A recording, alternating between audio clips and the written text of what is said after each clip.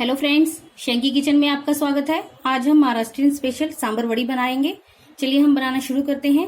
उसके लिए मैंने सबसे पहले 1.5 कप मैदा लिया है।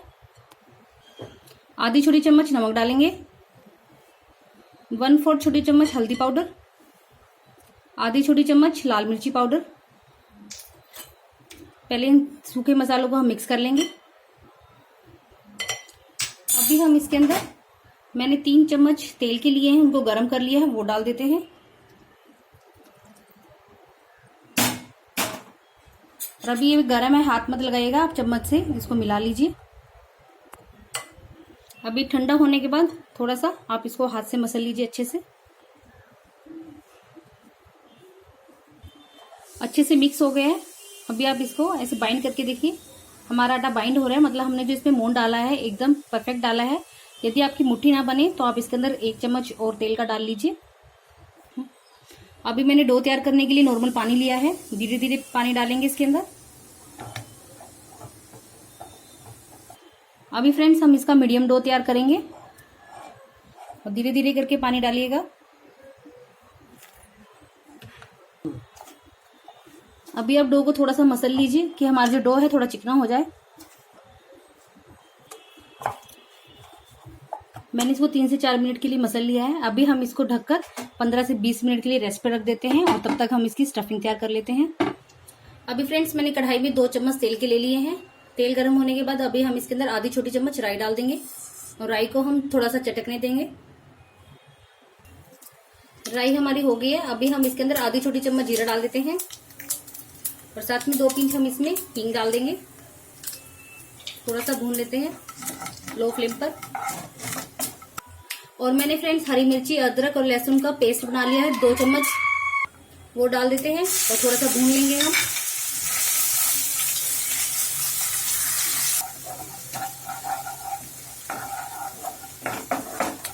फ्रेंड्स अदरक लहसुन भून चुका है। अभी मैंने 2 बड़े चम्मच खसखस के लिए हैं, वो डाल देते हैं और इनको हम भून लेंगे मीडियम फ्लेम पर।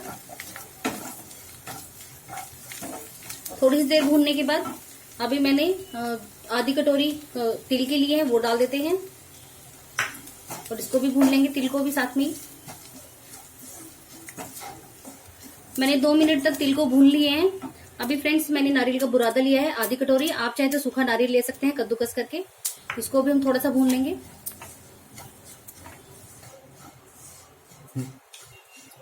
अभी फ्रेंड्स मैंने आधी कटोरी भुने हुए मूंगफली के दाने लिए हैं और उनको दरदरा रोस्ट कर लिया है, वो डाल देते हैं। एक बार इनको अच्छे से मिक्स करेंगे। यदि फ्रेंड्स आपको मूंगफली के दाने पसंद नहीं है तो आप उसको स्किप भी कर सकते हैं या आप इसको बिल्कुल बारीक पीस के भी डाल सकते हैं। अभी हम इसके अंदर मसाले डालेंगे। 1 छोटा चम्मच नमक डालेंगे, या आप अपने टेस्ट के अकॉर्डिंग डाल लीजिए जितना आप खाना पसंद करते हैं। 1 छोटी चम्मच धनिया पाउडर और इन सबको अच्छे से मिक्स करेंगे। अभी फ्रेंड्स मैंने 150 ग्राम धनिया लिया है, इसको मैंने अच्छे से धोकर साफ करके और बिल्कुल बारीक काट लिया है, वो डाल देते हैं इसके अंदर।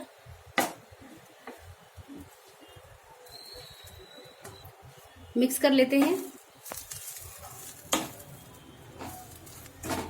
अच्छे से मिक्स हो गया है। अभी हम फ्रेंड्स इसको लो फ्लेम पर ढककर 2 से 3 मिनट के लिए पका लेंगे। 2-3 मिनट हो गए हैं फ्रेंड्स, एक बार मिक्स करेंगे।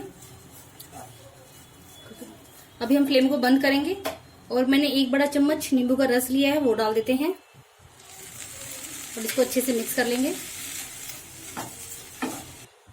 और स्टफिंग को फ्रेंड्स मैंने एक प्लेट पे निकाल लिया है और अभी हम स्टफिंग को पूरी तरह ठंडा होने देते हैं। अभी फ्रेंड्स 15 से 20 मिनट हो गए हैं, एक बार हम मसल लेते हैं। अभी थोड़ा सा मैंने इसको मसल लिया है। अभी हम लोई तोड़ेंगे।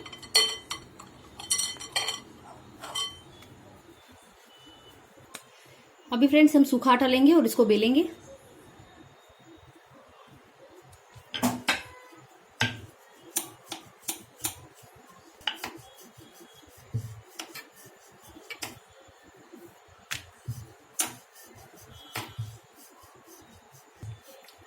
हमें इसे बिल्कुल पतला भी नहीं बेलना है ना मोटा। आप देखिए इसकी थिकनेस ऐसी होनी चाहिए जैसे हम रोटी बेलते हैं उससे थोड़ी सी मोटी।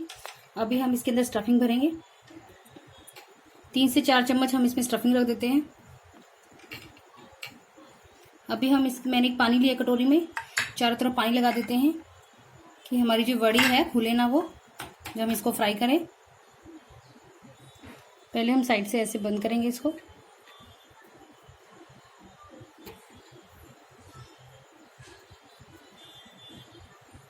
फिर यहाँ से उठाएंगे।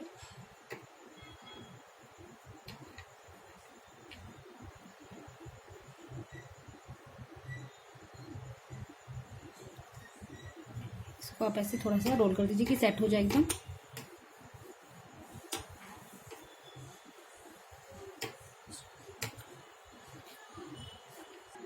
देखिए आप ऐसे ही सारे रोल तैयार कर लीजिए इसके। ठीक है फ्रेंड्स, मैंने सारी सांभर वड़ी बना ली है। अभी हम इन्हें फ्राई करेंगे। तो फ्रेंड्स, मेरा जो तेल है वो मीडियम गर्म हो गया और मैंने फ्लेम को लोअर मीडियम के बीच में रख लिया है। अभी हम ये डाल देंगे इसके अंदर। जितने आपकी कढ़ाई में आते हो आप उतने डाल दीजिए।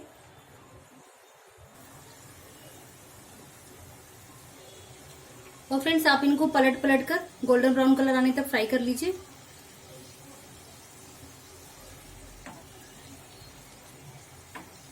देखिए फ्रेंड्स, गोल्डन कलर आ गया है। अभी हम इनको निकाल लेते हैं, बाकी आप सारे ऐसे ही फ्राई कर लीजिए। देखिए फ्रेंड्स, हमारी सांभर वड़ी एकदम तैयार है। और आप देखिए हमारी सांभर वड़ी कितनी बहुत ही ज्यादा क्रिस्पी बनी है फ्रेंड्स, और खाने में बहुत ही ज्यादा टेस्टी लगती है। आप इसे शाम की चाय के साथ खाइएगा, बहुत ही ज्यादा टेस्टी लगती है। तो आप मेरी इस रेसिपी को एक बार जरूर ट्राई कीजिएगा। यदि आपको मेरी ये वीडियो पसंद आए तो मेरी वीडियो को लाइक कीजिएगा, मेरे चैनल को सब्सक्राइब कीजिएगा और शेयर कीजिएगा। चलिए फ्रेंड्स, मिलते हैं अगली रेसिपी के साथ। Bye bye.